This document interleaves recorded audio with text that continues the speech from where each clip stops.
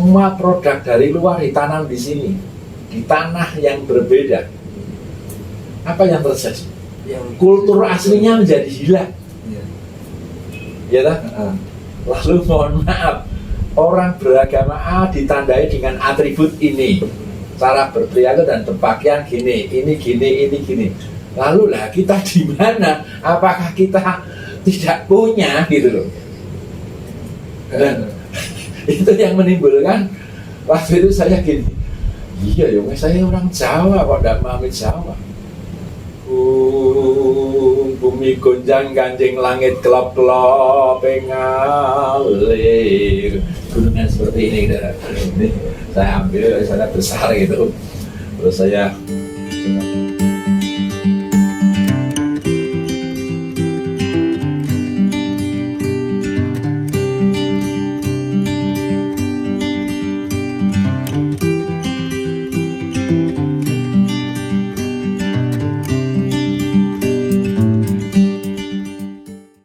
Selamat malam, selamat siang, pagi, dan juga sore, tergantung pemirsa menontonnya di waktu kapan gitu ya, Romo. Saya sedang bersama Romo Big Lego Juarisman. Kami akan berbincang-bincang santai perihal ya kehidupan, khususnya perihal moderasi beragama, pandangan Romo seperti apa, dan juga pengalaman dari Romo Juarisman sendiri seperti apa. Silakan Romo, dari perjalanan hidup Romo. Iya, saya dilahirkan dari desa yang namanya Getasan, tepatnya di Dusun Ngelo, Kabupaten Semarang. Saya punya 3 saudara, saya anak yang terakhir, dan bapak ibu saya seorang petani dan pedagang, terutama ibu pedagang tembakau, bapak petani. Tentang moderasi beragama, di desa kami memang majmuk ya, ada Islam, ada Buddha, ada Kristen, semua punya tempat ibadah masing-masing. Dan kami lebih dipersatukan dengan budaya. Jadi kami masih kental dengan budaya gotong royong, kami masih kental dengan kesenian, kerawitan, ketoprak, kami masih kental dengan budaya atau disebut tradisi nyadran yang ada di tempat kami, dan itu mewarnai hidup saya. Itu yang bisa saya ceritakan asal mula saya. Berarti memang sudah dari lingkungan yang berbudaya gitu ya Romo. Iya. Ini hubungan Romo antara Kristen dan juga Jawa. Nah, itu gimana Romo? Iya, semula saya lebih menekankan, kalau boleh istilah, teologi yang dari Eropa. Tapi apakah teologi harus dari sana? Pertanyaan gitu. Apakah teologi tidak bisa dibangun di sini? Ibarat teologi yang dibangun dari Eropa tidak salah, karena hasil sebuah pergumulan pengkajian. Tapi kalau diterapkan di sini konteksnya beda. Kalau saya beli tanaman, tanamannya, potnya, tanahnya dari sana, ketika ditanam di sini tidak akan berumur panjang. Tentu saya hanya ambil tanamannya, saya tanam di sini dengan konteks yang ada di sini, saya gitu. Dengan cara yang di sini merawatnya dan sebagainya, akan mengalami adaptasi dengan cuaca, dengan kondisi tanah, kultur dan sebagainya. Saya yakin itu. Nah, saya pernah gelisah.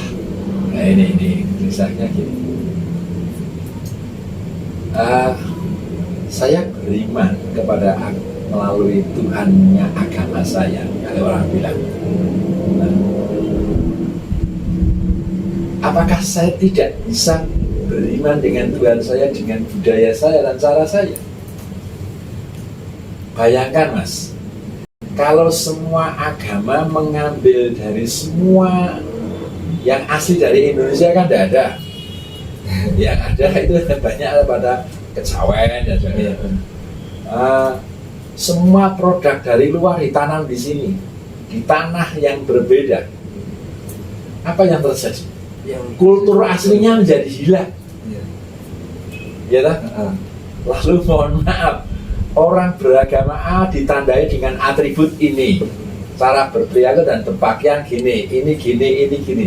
Lalu lah kita di mana? Apakah kita tidak punya gitu loh? Dan itu yang menimbulkan waktu itu saya gini, iya ya, saya orang Jawa kok tidak paham Jawa.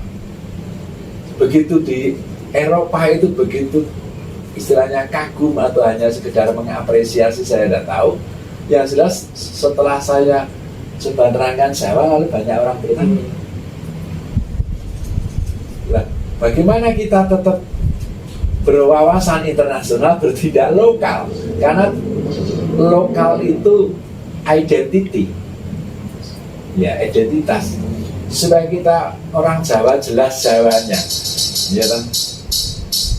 Supaya tidak kehilangan Jawanya. Misalnya saya bicara Jawa, orang Sunda tidak kehilangan Sundanya dan sebagainya. Orang akan sangat menghargai identitasnya yang dihidupi. Itu keanekaragaman yang indah. Kupu-kupu itu satu warna kan kurang indah loh. Kalau warnanya macam-macam menjadi indah. Dan perbedaan itu kan jangan sampai menghilangkan cita rasa untuk bersamaan. Ya, jadi perbedaan itu adalah cita rasa untuk memberi warna hidup ini makin dipandang lebih nyaman dan baik. Nah, itu. Jadi kekristenan saya tidak bertentangan dengan budaya Jawa. Kekristenan harus dekat dengan budaya Jawa.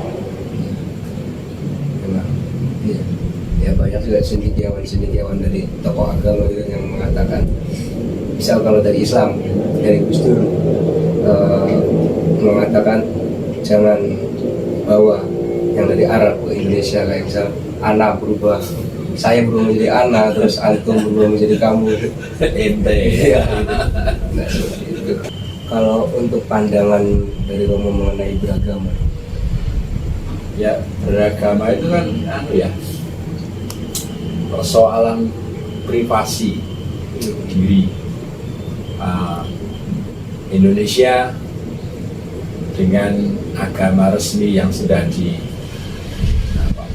pemerintah, ada 5 beragama. Namun mohon maaf, sesungguhnya lebih dari itu. Kalau dari definisi pemerintah itu yang punya kitab, yang punya Tuhan jelas dan sebagainya.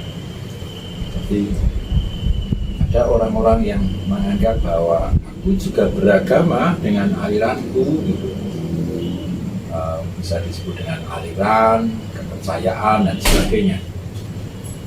Nah, orang yang beragama itu kan sesungguhnya sedang membangun pondasi diri untuk terhubung kepada yang transenden, kepada Tuhannya, kepada Allahnya, dengan sebutan yang berbeda-beda. Nah, maka yang dipentingkan, dibutuhkan bukan sekedar, mohon maaf, sekedar saya punya agama atau disebut having religious, tapi ketika bersama-sama hidup membutuhkan yang being religious. Bukan sekedar saya punya, tapi saya menghayati agama untuk kehidupan sosial saya. Itu karena kehidupan sosial itu kan membutuhkan relasi sosial, membutuhkan sarana, salah satunya budaya. Itu. Agak memprovokasi Romo kayak dari quotes Gus Dur itu, tidak penting apa agama dan suku, asalkan kau berbuat baik gitu loh. Jadi menganalisis konteks Gus Dur seperti itu, kenapa kok harus berbuat baik dan kenapa tidak ditanyakan suku dan agama? Nah, kenapa? Termasuk saya dulu pernah ketika di Bangkok ada Gusmus, kenapa sih KTP ada agama? Iya. Kira-kira hubungannya apa gitu? Apakah kalau ada orang kecelakaan KTP ini lihat, oh sealiran atau sekomunitas seagama baru ditolong gitu. Itu kan menimbulkan jarak. Nah, sekali agama itu kan privasi, kebahagiaan religius yang hakiki. Kebahagiaan religius itu kan tidak bisa diintervensi. Nah, tapi kebutuhan hidup yang baik, kan kebutuhan bersama. Ya tak? Iya. Pernah ada tamu di sini, pejabat katakanlah dari Polri, 15 orang, lalu di meja ini, di tempat ini bersama-sama duduk. Setelah itu saya sajikan teh, ada kopi, ada air mineral. Lalu ada yang mengambil kopi, ada yang ngambil teh, ada yang ngambil air mineral. Saya tanya, mengapa Bapak ambil kopi? Pagi belum tidur, kurang tidur maksudnya, ngantuk. Ya. Mengapa Bapak ambil teh? Karena saya sudah minum kopi pagi. Kenapa Ibu ngambil? Karena ada keluarnya. Mengapa mengambil air putih mineral? Karena ini lebih sehat. Saya katakan, nah ini cara-cara berpikir ini yang kadang-kadang, mohon maaf, itu agak merusak tatanan relasi sosial. Kenapa? Karena ini lebih sehat, yang lain berarti kurang sehat atau tidak sehat. Kalau kurang sehat, tidak sehat, perlu diganti yang sehat. Padahal itu minum kopi atau teh atau air putih itu kan pilihan, yalah.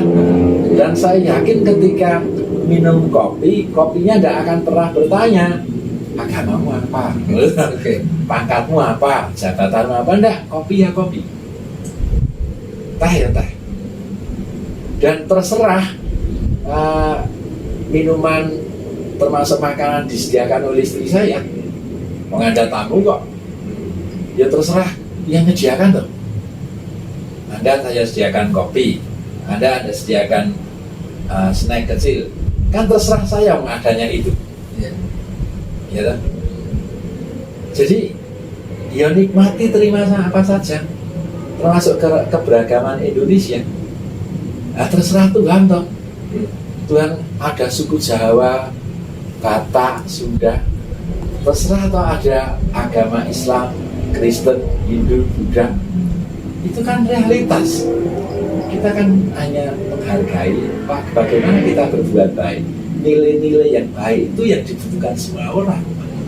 Ya. Belum tentu agama A cocok untuk seseorang atau agama B cocok untuk yang D. Belum tentu lah. Ya, hak religius kok, kebahagiaan kok.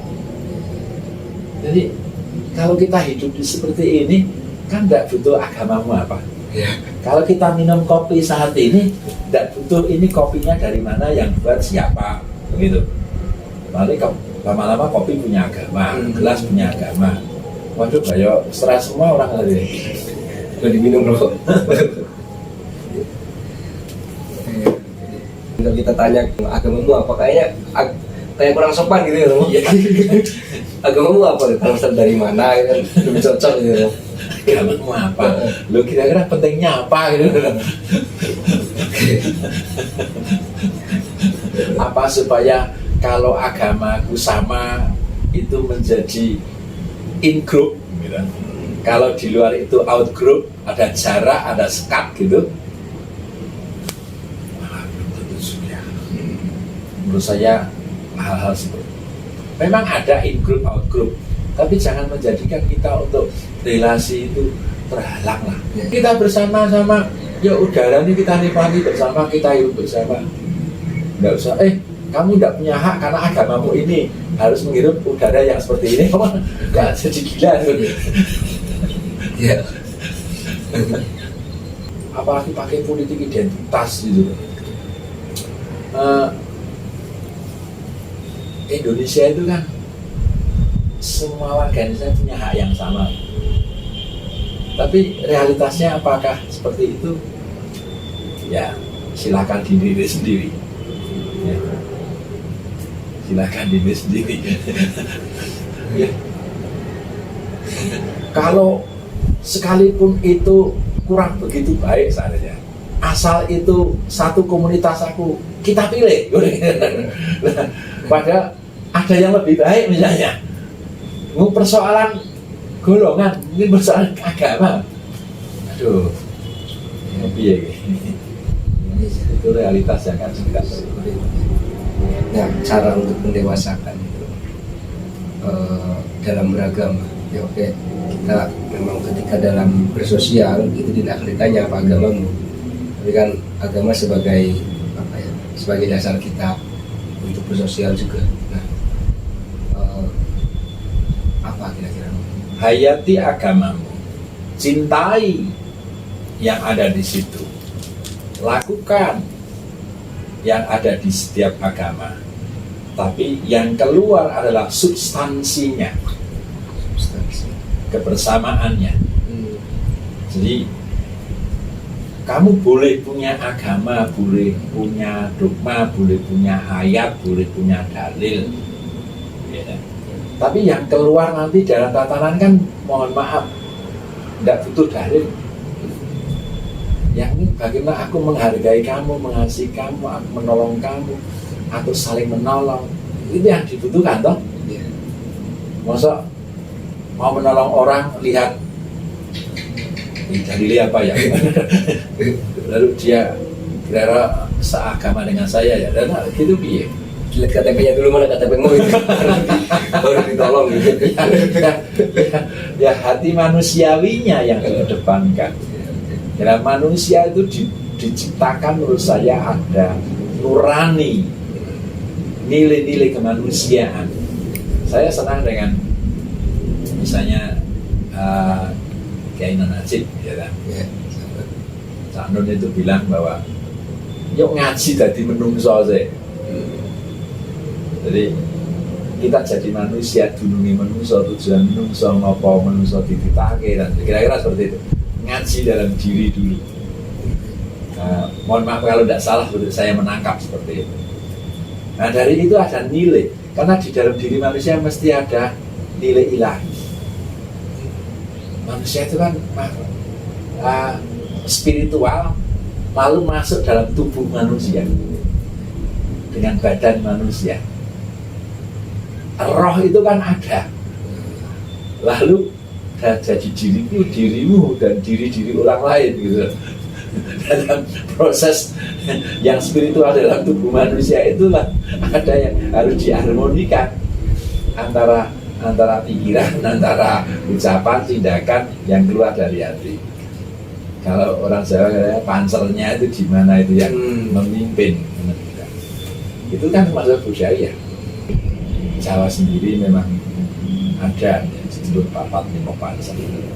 Yang jelas bahwa manusia sederhana saja. Ada yang sedulur papat itu adalah menggambarkan tentang apa ya, dengan warna, ada warna kuning, hijau, merah, gitu. Ada hitam, ya. Lalu kita terdiri dari unsur tanah, air, gitu. Terdiri dari angin dan api. Lalu ada yang menggambarkan itu kakang kawah, ardiairi, ari-ari, gitu. Ya apalah, yang jelas bahwa manusia itu punya beberapa dimensi yang kalau istilah saya lapis-lapis. Kalau Jawa misalnya rasa patroso, rasa rumangsa, rasa sejati ning rasa, kira-kira seperti itu.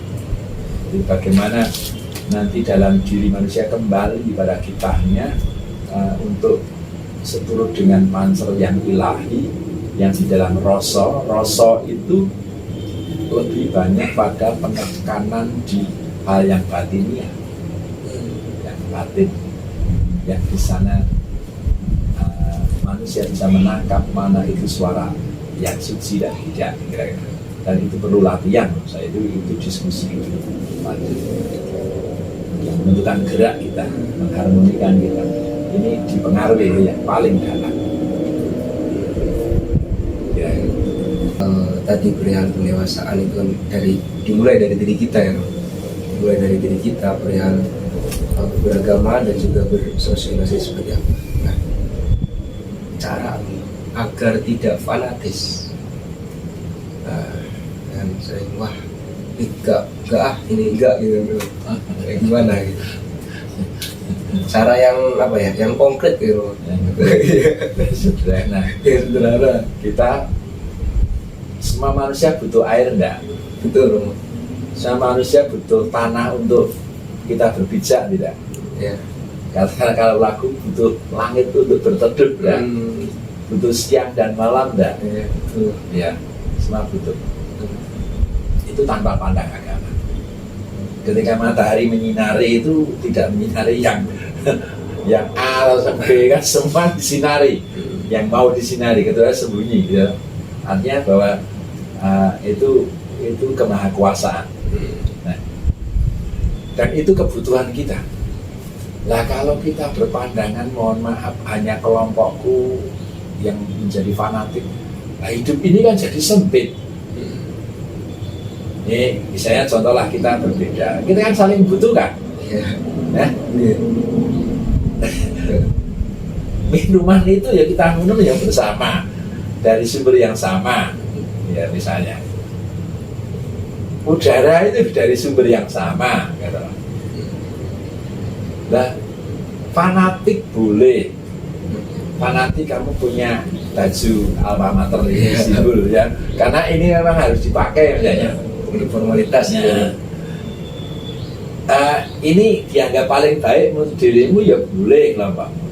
Tapi bukan berarti yang lain jelek. Ya, Anda punya pacar cantik, sudah punya pacar belum?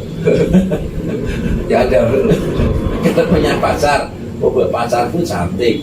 Jangan pernah katakan yang lain jelek, pacarnya orang lain. Ya itu cantik kan menurut kamu. Ya, yang lain jangan dikatakan jelek lah. Yang jelas apa yang dari kebutuhan kita bersama yang real jangan dibatasi oleh hanya kelompokku, pemahamanku, konsepku, tapi biarlah kita buka menjadi relasi yang baik. Perihal batas, saya teringat juga dengan kotes Gus Dur lagi, janganlah Anda membatasi jika tidak ingin dibatasi. Kira-kira seperti itu. Ya, semua yang berpikir monggo. Jangan mempersulit diri. Iya. Kadang kita terlalu terlalu memikirkan hal yang tidak harus dipikirkan gitu loh. Seperti itu. Jangan memaksakan orang lain dan harus sama dengan saya, atau jangan memaksakan orang untuk memahami saya. Tapi coba kita memahami orang lain dan kita menghargai orang lain. Jawa ini aslinya kan menurut Romo Magnis gitu kan, Magnis Susino, hanya dua, rukun dan hormat. Rukun dan hormat. Ya, rukun ketika kita mengedepankan bagaimana nilai-nilai keramahan, ya, kebaikan, ya, maka akan ada nilai kebaikan bagi kehidupan bersama dan saling menghormati sekalipun berbeda. Kalau sudah seperti itu di pangku itu kan aku menghargaimu, aku menghormatimu, aku rukun dengan kamu, nah kan sudah tidak ada perbedaan. Sekalipun berbeda itu kan hanya personal yang disimpan diri sendiri, tapi kepentingan bersama kan menjadi kesatuan. Itu cipangku namanya. Nah, aku menghargai kamu, menghormati kamu, baik dengan kamu. Kira-kira Anda mau memusuhi saya? Tidak, kecuali sudah baik, kepentingan bersama, menghargai, menghormati, tetap memusuhi bersama. jangan-jangan orang itu sakit gitu. Oke. Ya. Ya emang saya lagi sakit ya, sakit badan Romo. Jangan-jangan sakit, nah sakit tubuh nah apa, nah sakit mentality lah, mohon maaf, itu kan susah.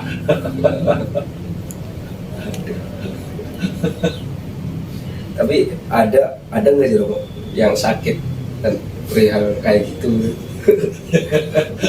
Artinya diterangkan dengan baik, pokoknya asal beda dan itu musuh saya, lah ya. Wah itu kan sakit itu. Harus sama dengan saya, harus gini. Kalau enggak, pokoknya itu harus disingkirkan dan aduh, ya. Ya, Kita doakan menjadi baik. amin. Kita semua belajar untuk menjadi baik ya Romo. Kita kan sedang berproses menjadi baik, gitu. Baik dan benar, gitu kan. Nah, kita berproses sekarang. Sedang berproses sama-sama kok menganggap orang lain tidak baik. Gimana? Penilaian dari mana itu ya? Kita sedang berproses. Proses itu kan berjalan ya, menuju baik atau menuju benar gitu. Dan sama-sama berproses kok sudah menjustis orang lain itu tidak baik. Padahal sedang berproses loh. Aduh, iya. Ya. Iya. Udah kok angel-angel.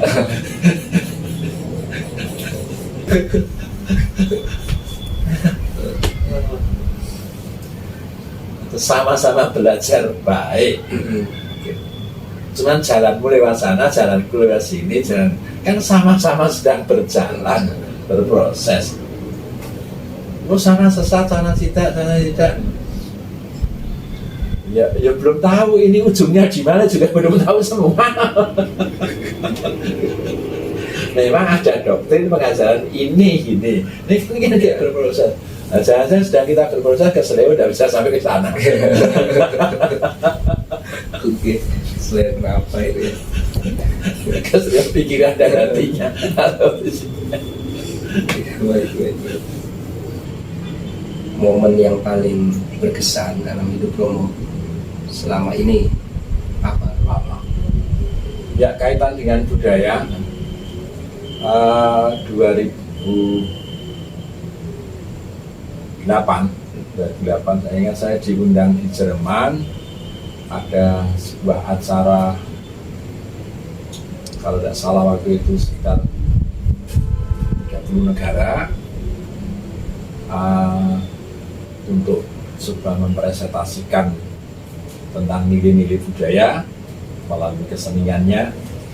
Saya di sana disediakan wayang dan ada pakaian Jawa. Dan saya tidak tahu waktu itu, kaget juga. Terus ini gimana ini? Saya disuruh membaca aksara Jawa. Yang saya tahu itu Hono Coroko. Kebetulan itu masangnya terbalik. Saya masih ingat waktu pelajaran SD lah, Hono Coroko, Kertosolo dan sebagainya. Itu ada filosofi hidupnya. Saya masih ingat bahwa itu ada satu pesan kepada orang yang setia memegang janji. Terus kedua ada wayangan, saya bingung ini namanya wayang apa, lalu saya ngambil gunungan. Nah, bagaimana memainkan gunung, saya hanya bilang sesuai yang saya ingat, karena sama sekali saya tidak mendalami tentang bagaimana gunungan itu dimainkan. Bumi gonjang ganjing, langit kelop-kelop ngalir. Gunungan seperti ini, ini saya ambil dari sana besar gitu. Terus saya coba terangkan bahwa di gunungan ini ini ibarat ini makrokosmos. Jadi dunia ada berbagai macam varian kehidupan. Lalu ada yang katalah baik, ada yang tidak baik. Tapi semua tergantung cara kita memilih. Nah, kemudian di dalam dan kita hadir di tengah-tengah dunia ini. Dan ini menggambarkan dunia untuk kita memilih. Nah, gunungan ini adalah gunung yang mengarah kepada satu yang di atas, yang transenden. Dari setiap orang yang ingat kepada yang transenden, yang kuasa Allah itu pasti akan dibimbing di tengah-tengah hiruk-pikuk kehidupan dunia. Nah, saya mencoba ya pokoknya ngomong gitu aja, itu benar atau tidak waktu itu. Saya sampaikan seperti itu. Dan kemudian ada gambar rumah, bagaimana kita rumah itu tempat berteduh, tempat untuk merefleksikan diri, tempat untuk kita bersama-sama. Nah, kalau manusia dibangun, diedukasi awal, paling awal di situ dengan keluarga, dengan orang tua dan sebagainya. Kira-kira gitu waktu itu. Dan itu menarik bagi orang-orang sana yang dulunya saya tidak begitu mencintai Jawa termasuk budaya. Untung masih ada sisa-sisa dulu sering mendengarkan kerawitan, lonengan musik Jawa yang kalau mendengar itu rasanya hatiku bergetar karena ingat masa lalu yang di sana ada nada-nada harmoni kehidupan. Karena di waktu itu di rumah saya ada gamelan dari kampung saya, lalu orang datang, lalu berlatih, bersendak guru, ngobrol dan sebagainya, minum kopi bareng, merokok bareng dan sebagainya. Itu menjadi rukun banget gitu, hidup banget. Ingat betul itu. Saya pernah main ketoprak, masih ingat itu. Iya, kira gitu. Memaknai gunungan yang paling besar. Ya, apa ya? Ketika di Jerman itu ya, Romo? Iya. Antara budaya dan agama yang saling berkesinambungan itu bagaimana? Iya. Melihat dari kalau misalnya agama, ada yang mengatakan itu hasil dari budaya, tapi ada yang mengatakan terpisah dari budaya. Lalu ada yang mengatakan itu ada keterhubungan yang sangat erat. Yang saya katakan sudah seandainya itu terpisah, toh harus tetap berbudaya. Ya.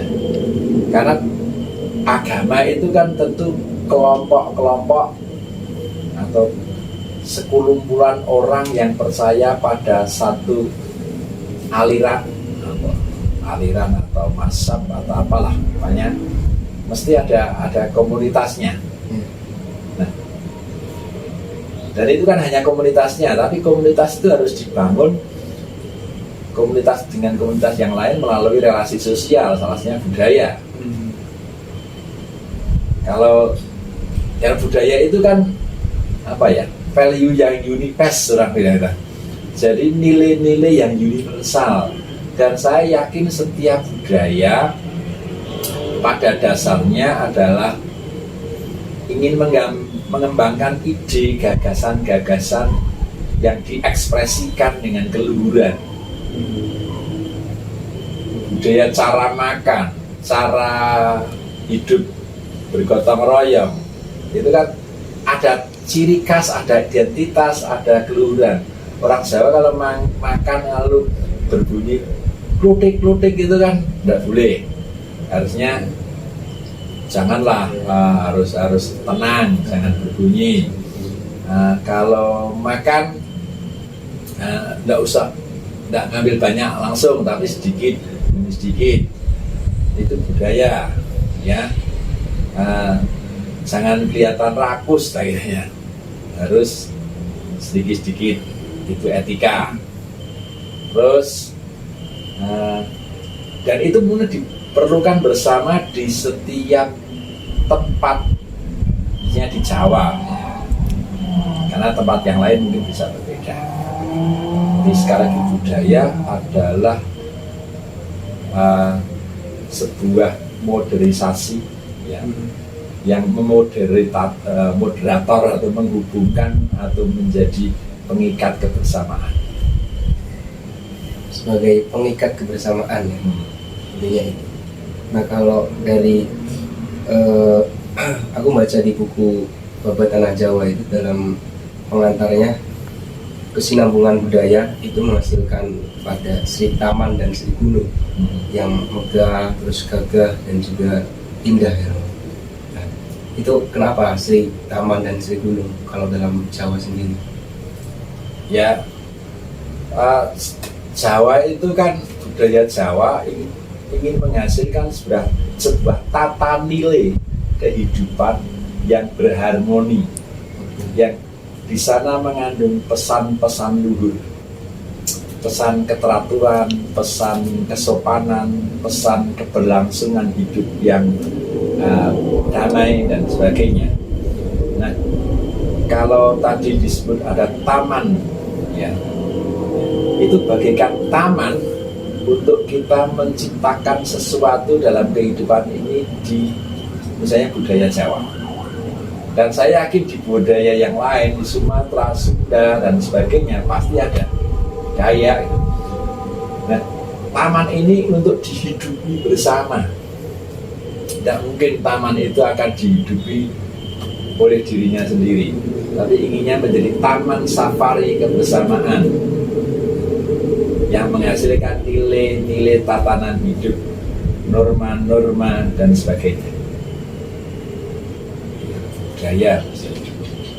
Nah, itu istilah itu desa Mawocoro, Dusa Mawocoro, Romowo Toto. Nah, setiap tempat pasti ada satu lokal wisdom, ada ini jenis lokalnya yang di situ dari hasil sebuah tanda petik kesepakatan bersama untuk menata.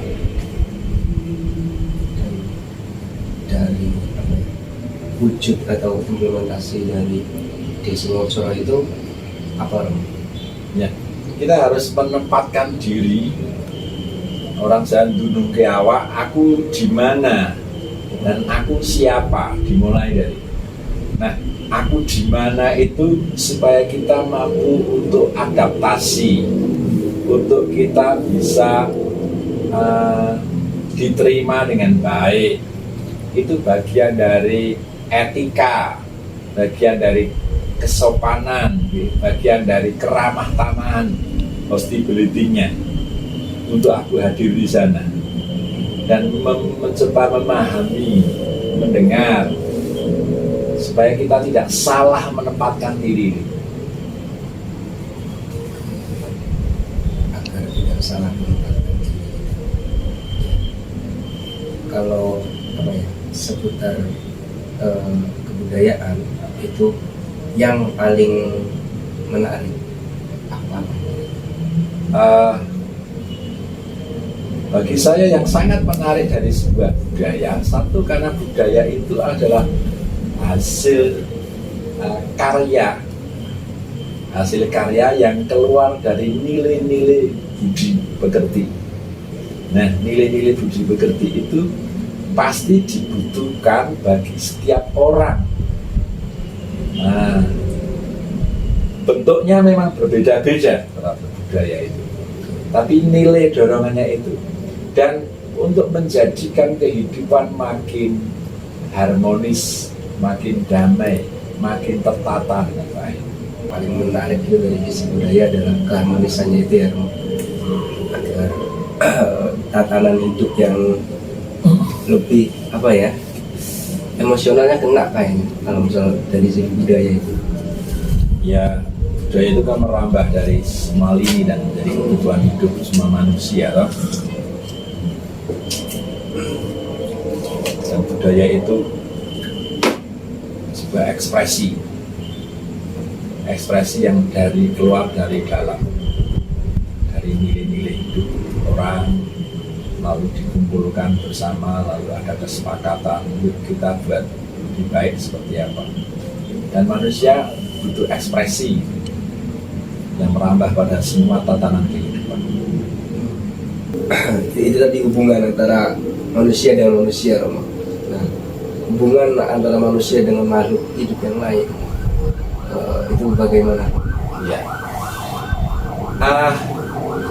Semua yang ada di dunia itu yang ada yang menciptakan kan? Ya, Ya, kan?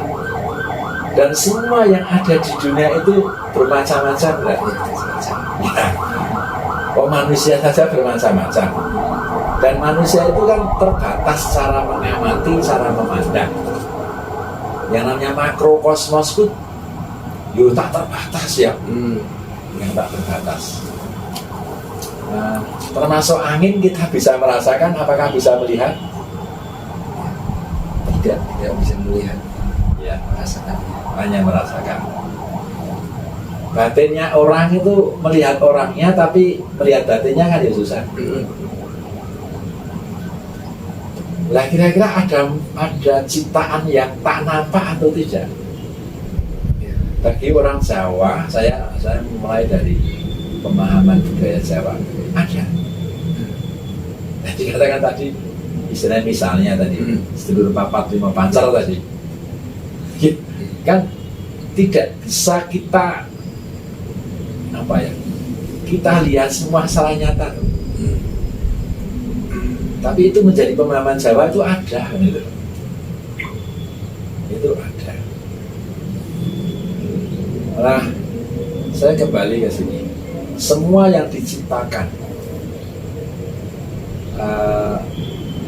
di Islam juga percaya, Kristen juga percaya, agama yang lain mungkin ada. Dua, yang diciptakan ketika penciptaan itu kan butuhkan hari atau proses atau waktu, ya kan? Manusia yang terakhir, gitu. Manusia yang terakhir. Kemarin saya bicara di satu tempat bahwa yang diciptakan sebelumnya terang, bumi, lalu terpisah dengan lautan dan bla bla bla bla bla sampai pada manusia. Ini disebut semesta. Ini tanpa manusia hidup enggak?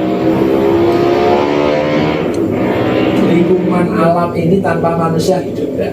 Hidup ada. Manusia tanpa lingkungan semuanya itu hidup enggak? Tidak hidup kan? Kita butuh air, butuh macam-macam. Nah, bagaimana kita memahami yang lain itu adalah sarana kehidupan diciptakan lebih dahulu, bahkan pemahaman saya itu saudara tua yang perlu kita hargai dan kita hormati. Saya mengapa meminjam saudara tua? Karena kalau kelahiran anak pertama, anak kedua, anak ketiga, nanti anak yang ketiga itu menganggap kedua dan ketiga pertama kan yang pertama jadi saudara tua. Saudara, artinya saudara. Ya harus kita jaga, kita lestarikan, bahkan kita hargai. Sebenarnya punya tata nilai dan sebagainya. Alam ini kan punya tata nilai. Semesta. Kita membutuhkan, termasuk yang tidak kelihatan ya kita perlu hargai lah dengan tata nilainya masing-masing. menarik ya. Saya tidak bisa mengimbangi obrolan Romo, tapi sedang berusaha Romo. Ya enggak, kita sama-sama berproses. Jadi sama-sama sedang belajar. Segitu aja dulu Romo. Ya, terima kasih semuanya. Selamat Ya.